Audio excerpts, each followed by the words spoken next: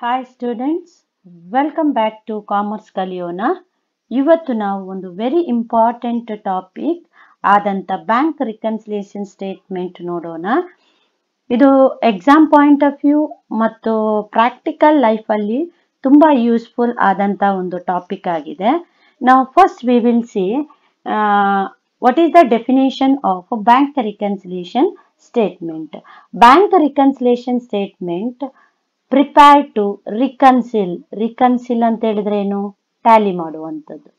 Okay, reconcile the difference between, ಎಲ್ಲಿ difference ಆಗಿರ್ತದೆ, that is cash book ಮತ್ತು passbook ಅಲ್ಲಿ ಆದಂತ ಡಿಫರೆನ್ಸ್ ಅನ್ನು ಸರಿ ಮಾಡುವಂತ ಒಂದು ಮೆಥಡಿಗೆ ನಾವೇನಂತೇವೆ, ಬ್ಯಾಂಕ್ ರಿಕನ್ಸಿಲಿಯೇಷನ್ ಸ್ಟೇಟ್ಮೆಂಟ್ ಅಂತ ಹೇಳ್ತೇವೆ. The statement prepare to reconcile the difference between balance shown by the cash book and balance shown by the passbook. ಈ ಎರಡೂ ಬುಕ್ ಅನ್ನು ನಾವು ರಿಕನ್ಸಿಲ್ ಮಾಡೋದಕ್ಕೆ ಅಥವಾ ಟ್ಯಾಲಿ ಮಾಡೋದಕ್ಕೆ ನಾವೇನ್ ಹೇಳ್ತೇವೆ, ಬ್ಯಾಂಕ್ ರಿಕನ್ಸಿಲಿಯೇಷನ್ ಸ್ಟೇಟ್ಮೆಂಟ್ ಅಂತ ಹೇಳ್ತೇವೆ. ನಾವು ಇನ್ ಶಾರ್ಟ್ ಅಲ್ಲಿ ಹೇಳುದಂತಾದ್ರೆ ಮಕ್ಕಳೇ, bank reconciliation statement help us find out the difference between cash balance and passbook balance. ನಮ್ಗೆ ಕ್ಯಾಶ್ ಬುಕ್ ಬ್ಯಾಲೆನ್ಸ್ ಆಗಿರ್ಬೋದು ಅಥವಾ ಪಾಸ್ಬುಕ್ ಬ್ಯಾಲೆನ್ಸ್ ಅಲ್ಲಿ ಆಗಿರುವಂತ ಡಿಫರೆನ್ಸ್ ಅನ್ನು ಫೈಂಡ್ ಔಟ್ ಮಾಡಲಿಕ್ಕೆ ಬ್ಯಾಂಕ್ ರಿಕನ್ಸಿಲಿಯೇಷನ್ ಸ್ಟೇಟ್ಮೆಂಟ್ ಅನ್ನು ನಾವು ಪ್ರಿಪೇರ್ ಮಾಡ್ತೇವೆ. Sometimes the cash book and passbook balance does not match ಅಲ್ವಾ? Why? Because of timing difference ಅಂತ ಹೇಳ್ಬಹುದು. For example, cheque issued but not at presented ಅಂತ ಇದ್ದಾಗ, ಅಥವಾ cheque deposited but not cleared ಆದಾಗ, ಅಥವಾ bank charges, interest etcetera. To know the correct balance we prepare ಏನ್ ಮಾಡ್ತೇವೆ, BRS ಅಂತ ಹೇಳ್ತೇವೆ. ಅಂದ್ರೆ ಬ್ಯಾಂಕ್ ರಿಕನ್ಸಿಲಿಯೇಷನ್ ಸ್ಟೇಟ್ಮೆಂಟ್ ಅನ್ನು ನಾವು ಪ್ರಿಪೇರ್ ಮಾಡ್ತೇವೆ.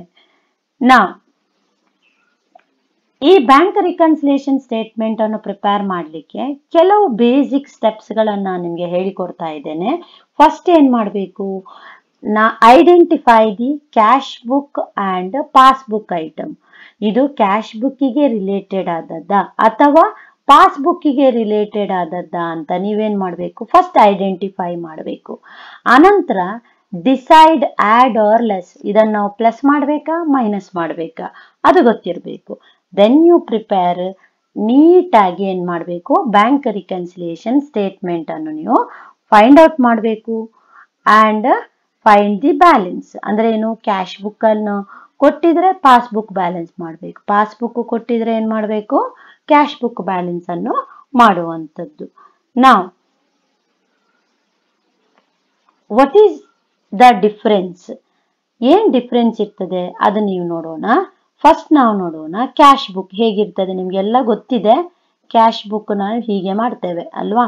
Cash book, simple cash book ಮಾಡಿದ್ದು ನೆನಪಿರ್ಬೋದು ನಿಮ್ಗೆ.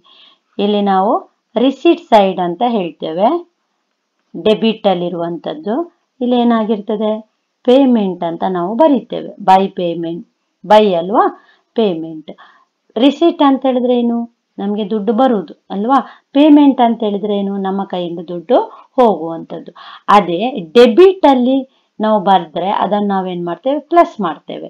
ಕ್ರೆಡಿಟ್ ಅಲ್ಲಿ ನಾವೇನಾದ್ರೂ ಪೇಮೆಂಟ್ ಮಾಡಿದ್ರೆ ಅದನ್ನ ಏನ್ ಮಾಡ್ತೇವೆ, ಮೈನಸ್ ಮಾಡ್ತೇವೆ. ಹಾಗೆ ನೀವು ಪಾಸ್ಬುಕ್ ನ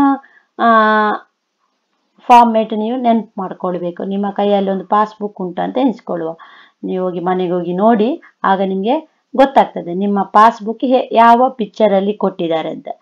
ಇಲ್ಲಿ ಏನ್ ಮಾಡ್ತಾರೆ, LF ಅಂತ ಕೊಟ್ಟಿರ್ತಾರೆ, ಕರೆಕ್ಟಾ. ಇಲ್ಲಿ debit balance and credit balance ಇದರ ಅಪೋಸಿಟ್ ಆಗಿರ್ತದೆ. ಇಲ್ಲಿ ಪಾಸ್ಬುಕ್ ಡೆಬಿಟೆಡ್ ಅಂತ ಹೇಳಿದ್ರೆ ಏನು, ಮೈನಸ್. ಕ್ಯಾಶ್ ಬುಕ್ ಡೆಬಿಟೆಡ್ ಅಂತ ಹೇಳಿದ್ರೆ ಪ್ಲಸ್, ಅಪೋಸಿಟ್ ನೋಡಿ.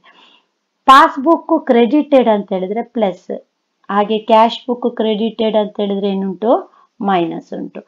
ಇದನ್ನು ನಾವು ಏನ್ ಮಾಡ್ತೇವೆ, ಈ ಡಿಫರೆನ್ಸ್ ಅನ್ನು ನಾವು ಟ್ಯಾಲಿ ಮಾಡೋದಕ್ಕೆ ನಾವು ಏನ್ ಹೇಳ್ತೇವೆ, ಬ್ಯಾಂಕ್ ರಿಕನ್ಸಿಲಿಯೇಷನ್ ಸ್ಟೇಟ್ಮೆಂಟ್ ಅಂತ ನಾವು ಹೇಳ್ತೇವೆ. ನಾವು ಒಂದು ನಿಮಗೆ ಪ್ರಾಬ್ಲಮ್ ತಂದಿದ್ದೇನೆ ಮಕ್ಕಳೇ. ಹೇಳಿದ್ದಾರೆ, ಫಸ್ಟ್ ನಾನು ಏನು ಹೇಳಿದ್ದೇನೆ, ಐಡೆಂಟಿಫೈ ದಿ ಕ್ಯಾಶ್ ಬುಕ್ ಅಥವಾ ಪಾಸ್ಬುಕ್ ಐಟಮ್ ಅಂತ ಹೇಳಿದ್ದೇನೆ. ಸೊ ಇಲ್ಲಿ ಏನು ಹೇಳಿದ್ದಾರೆ, from the following particular of mister Shaurya prepare bank reconciliation statement as on 31st March 2024, bank balance as per the cash book ಅಂತ ಕೊಟ್ಟಿದ್ದಾರೆ. ಅಂದ್ರೆ ಏನ್ ಮಾಡ್ಬೇಕು ನೀವು ಇಲ್ಲಿ ಪಾಸ್ಬುಕ್ ಬ್ಯಾಲೆನ್ಸ್ ಅನ್ನು ಮಾಡಬೇಕು. ಫಸ್ಟ್ ನಾನು ಏನ್ ಹೇಳಿದೆ, identify the cash book or passbook item ಅಂತ ಹೇಳಿದ್ದಾರೆ. ನೆಕ್ಸ್ಟ್ ನಾನು ಮಾಡುವಂಥದ್ದು, ಇದನ್ನು ಆಡ್ ಮಾಡಬೇಕು ಇದರಲ್ಲಿ ಅಥವಾ ಮೈನಸ್ ಮಾಡಬೇಕಂತ ಗೊತ್ತಿರಬೇಕು. ಅದಕ್ಕೆ ನೀವು ನೋಡ್ಬೇಕಾದ್ದು ಮಕ್ಕಳೇ, ನಿಮ್ಮ ಕ್ಯಾಶ್ ಬುಕ್ ಮತ್ತು ಪಾಸ್ಬುಕ್ನ ಡೆಬಿಟ್ ಮತ್ತು ಕ್ರೆಡಿಟ್ ಅನ್ನು ನೋಡ್ಕೊಳ್ಬೇಕು. ಡೆಬಿಟ್ ಅಂತ ಹೇಳಿದ್ರೆ ಕ್ಯಾಶ್ ಬುಕ್ ಅಲ್ಲಿ ಪ್ಲಸ್, ಕ್ರೆಡಿಟ್ ಅಂತ ಹೇಳಿದ್ರೆ ಕ್ಯಾಶ್ ಬುಕ್ ಅಲ್ಲಿ ಮೈನಸ್. ಪಾಸ್ಬುಕ್ ಅಲ್ಲಿ ಡೆಬಿಟ್ ಅಂತ ಹೇಳಿದ್ರೆ ಮೈನಸ್, ಪಾಸ್ಬುಕ್ ನ ಕ್ರೆಡಿಟ್ ಅಂತ ಹೇಳಿದ್ರೆ ಪ್ಲಸ್ ಅಂತ ಹೇಳಿದೆ ನಾನು. ಇದು ಈಗ ಪಾಸ್ಬುಕ್ಕಿಗೆ ರಿಲೇಟೆಡ್ ಅಥವಾ ಕ್ಯಾಶ್ ಬುಕ್ಕಿಗೆ ರಿಲೇಟೆಡ್ ಅಂತ ನೋಡ್ಕೊಳ್ಬೇಕು. ನಾವು ಇಲ್ಲಿ ನಾನು ಹೇಗೆ ಫಾರ್ಮ್ಯಾಟಿಗೆ ಬರ್ಕೊಳ್ಬೇಕು ಮಕ್ಕಳೇ, bank reconciliation statement as on 31st March 2024 ಅಂತ ಬರೆದು ಪರ್ಟಿಕ್ಯುಲರ್ ಅಮೌಂಟ್ ಅಂತ ಬರಿಬೇಕು. ನಾನು ಎಲ್ಲಿಂದ ಸ್ಟಾರ್ಟ್ ಮಾಡಿದೆ, ಈಗ bank balance as per the ಏನು ಕೊಟ್ಟಿದ್ದಾರೆ, ಕ್ಯಾಶ್ ಬುಕ್ ಅಂತ ಕೊಟ್ಟಿದ್ದಾರೆ. ಸೊ ನಾನೇನ್ ಮಾಡಬೇಕು, ಕ್ಯಾಶ್ ಬುಕ್ ಇಂದ ಸ್ಟಾರ್ಟ್ ಮಾಡಬೇಕು. ಸರಿಯಾ? ನೆಕ್ಸ್ಟ್ ನಾವು ನೋಡ್ಬೇಕಾದ್ದು, ಯಾವ ಐಟಮ್ ಅನ್ನು ಡೆಬಿಟ್ ಮಾಡಬೇಕು, ಯಾವ ಐಟಮ್ ಅನ್ನು ಕ್ರೆಡಿಟ್ ಮಾಡಬೇಕು. ಇಲ್ಲಿ ನಾನು ಸೈಡ್ ಅಲ್ಲಿ ಬರೀತೇನೆ ಮಕ್ಕಳೇ, ಇದು ಗೊತ್ತಿರಬೇಕು, ಡೆಬಿಟ್ ಮತ್ತು ಕ್ರೆಡಿಟ್. ಆಯ್ತಾ? ಇಲ್ಲಿ ಇದನ್ನು ನಾನು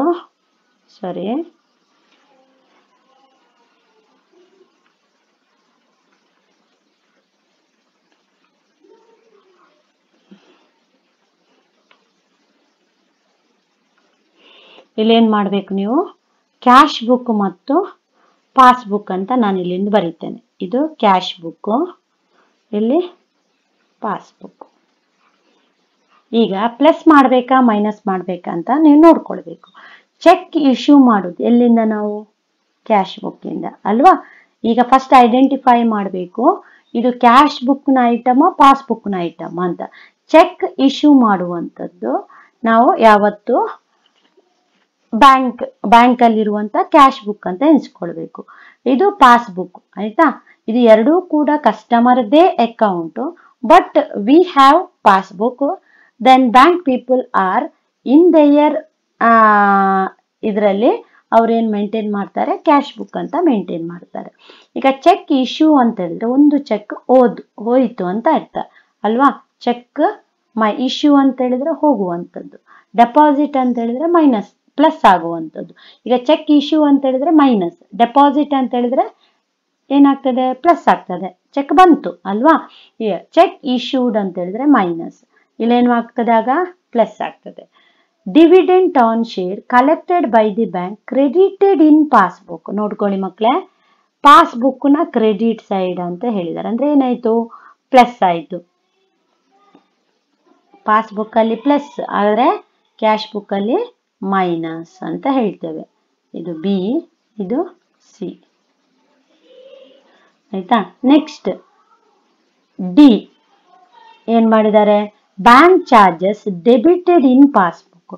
bank charges debited in passbook ಅಂದ್ರೆ ಮೈನಸ್ ಆಯ್ತು, ಪಾಸ್ಬುಕ್ ಅಲ್ಲಿ ಏನಾಯ್ತು ಮೈನಸ್, ಹಾಗಾದ್ರೆ ಕ್ಯಾಶ್ ಬುಕ್ ಅಲ್ಲಿ ಪ್ಲಸ್.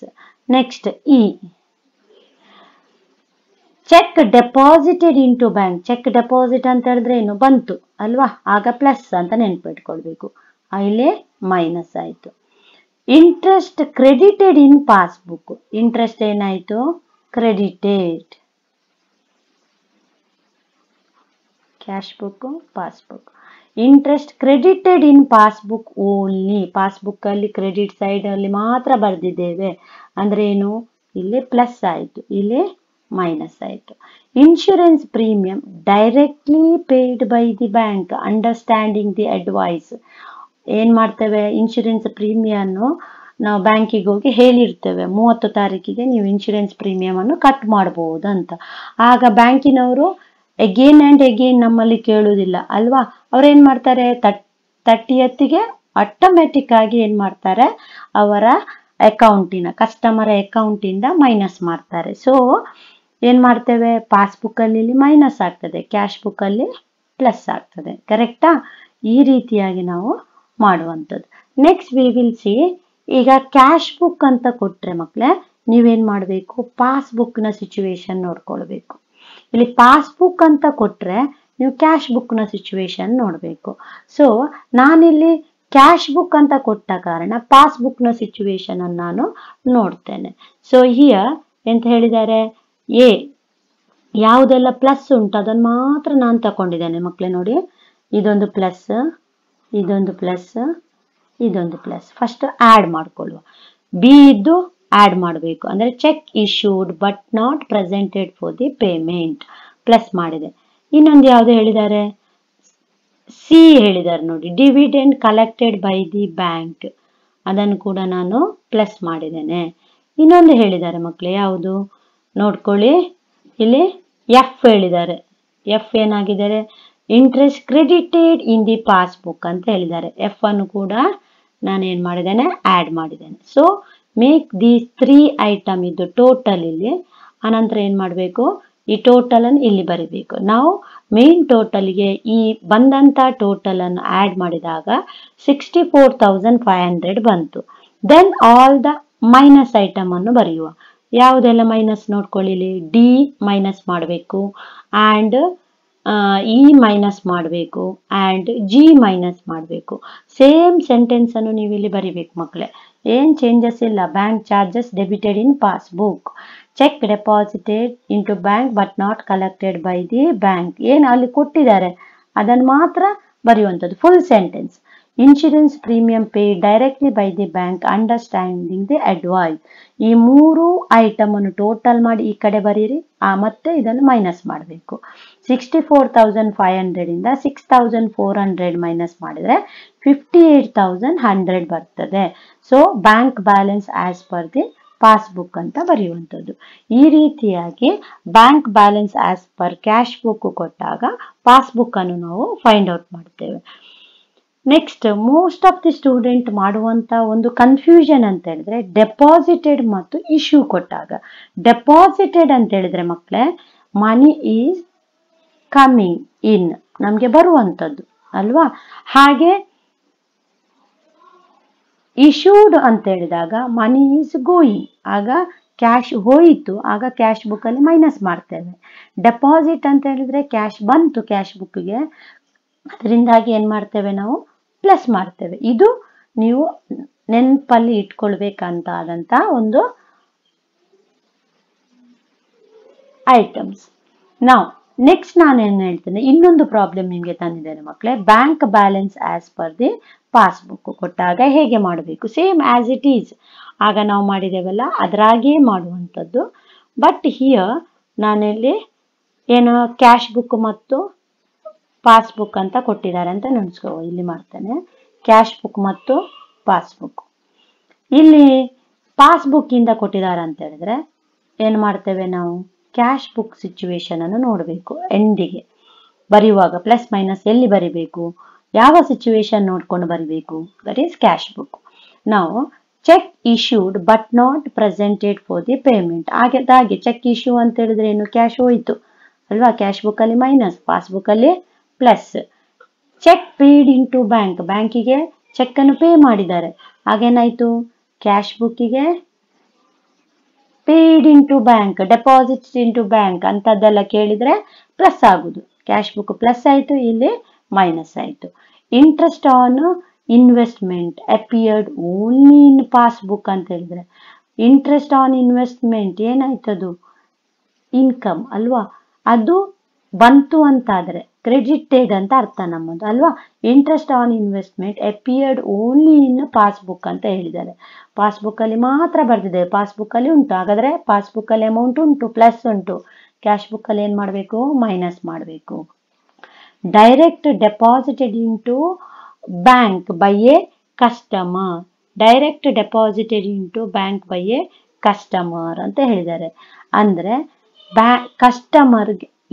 ಕಸ್ಟಮರ್ ಏನ್ ಮಾಡ್ತಾನೆ, ಡೈರೆಕ್ಟ್ ಆಗಿ ಅಕೌಂಟಿಗೆ ಅಮೌಂಟನ್ನು ಡೆಪಾಸಿಟ್ ಮಾಡಿದ್ದಾನೆ ಅಂತ ಹೇಳಿದ್ದಾರೆ. ಅಂದರೆ ಕಸ್ಟಮರ್ನ ಬುಕ್ಕಲ್ಲಿ ಯಾರೋ ಇನ್ನೊಂದು ಕಸ್ಟಮರ್ ಡೆಪಾಸಿಟೆಡ್ ಮಾಡಿದ್ದಾನೆ ಅಂತ ಹೇಳಿದ್ರೆ ಏನಾಯ್ತು, ಇದು ಪ್ಲಸ್ ಆಯಿತು. ಆಯಿತಾ, ಇಲ್ಲೇನಾಯಿತು, ಮೈನಸ್ ಆಯಿತು. ಕ್ಯಾಶ್ ಬುಕ್ಕಲ್ಲಿ ಮೈನಸ್ ಆಯಿತು. ಆಯಿತಾ, ಕಸ್ಟಮರ್ ಬುಕ್ಕಿಗೆ ಅವನು ಡೆಪಾಸಿಟ್ ಮಾಡಿದ್ದಾನೆ ಇನ್ನೊಂದು ಕಸ್ಟಮರ್, ಆಗ ಇಲ್ಲಿ ಪ್ಲಸ್ ಆಯಿತು, ಇಲ್ಲಿ ಮೈನಸ್ ಆಯಿತು. Interest on bank deposit credited in passbook. Credited ಅಂತ ಹೇಳಿದ್ರೆ ಪಾಸ್ಬುಕ್ಕಲ್ಲಿ ಪ್ಲಸ್ ಆಯಿತು, ಕರೆಕ್ಟಾ? ಕ್ಯಾಶ್ ಬುಕ್ಕಲ್ಲಿ ಏನು ಮಾಡಬೇಕು, ಮೈನಸ್ ಮಾಡಬೇಕು. Bank charges debited in passbook. Bank charges ಪಾಸ್ಬುಕ್ಕಲ್ಲಿ minus ಆಯಿತು, ಕ್ಯಾಶ್ ಬುಕ್ಕಲ್ಲಿ ಪ್ಲಸ್ ಆಯಿತು.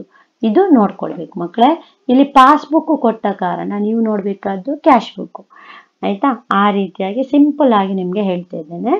ನಾವು ಯಾವುದೆಲ್ಲ ಪ್ಲಸ್ ಉಂಟು ನೋಡಿ ಮಕ್ಕಳೇ, ಒಂದು ಸಿ ಐಟಮ್, ಇನ್ನೊಂದು ಜಿ ಐಟಮ್, ಅದನ್ನು ಮಾತ್ರ ನೀವು ಆ್ಯಡ್ ಮಾಡ್ಕೊಳ್ಳಿ. Cheque paid into bank 3000, bank charges debited. ನೋಡಿಲಿ ಅಲ್ವಾ, ಏನಾಯಿತು, ಅದು ಕೂಡ ಪ್ಲಸ್ ಆಯಿತು. ಅದನ್ನೆರಡು ಐಟಮನ್ನು ಮಾತ್ರ ಇಲ್ಲಿ ತಕ್ಕೊಂಡು ಟೋಟಲ್ ಮಾಡಿ 6300 ಬರ್ತದೆ. ಅದನ್ನು ಮೇನ್ ಟೋಟಲ್ಗೆ ಟೋಟಲ್ ಮಾಡಿದರೆ 46,300 ಬರ್ತದೆ. Then whatever minus item is there, B, D, E, F, ಅದೇ ಸೆಂಟೆನ್ಸನ್ನು ಬರೆದು ಇಲ್ಲೇನು ಮಾಡಬೇಕು, ಅಮೌಂಟನ್ನು ಬರಿಬೇಕು. ಓಕೆ, ಅದರ ಟೋಟಲ್ ಎಷ್ಟು ಬರ್ತದೆ ನಿಮಗೆ, 14,800. ಈಗ ಈ ಟೋಟಲಿಂದ ಈ ಟೋಟಲನ್ನು ಮೈನಸ್ ಮಾಡಿದರೆ 31,500 ನಿಮಗೆ ಬರ್ತದೆ. That amount we called as A bank balance as per the cash book. This is very important topic. ನಿಮಗೆ ಎಕ್ಸಾಮಿಗೆ ಒಂದು ಕ್ವಶನ್ ಉಂಟೇ ಇಲ್ಲಿ. ಈಚ್ ಐಟಮ್ಗೆ 2 ಮಾರ್ಕ್ಸ್ ಉಂಟು.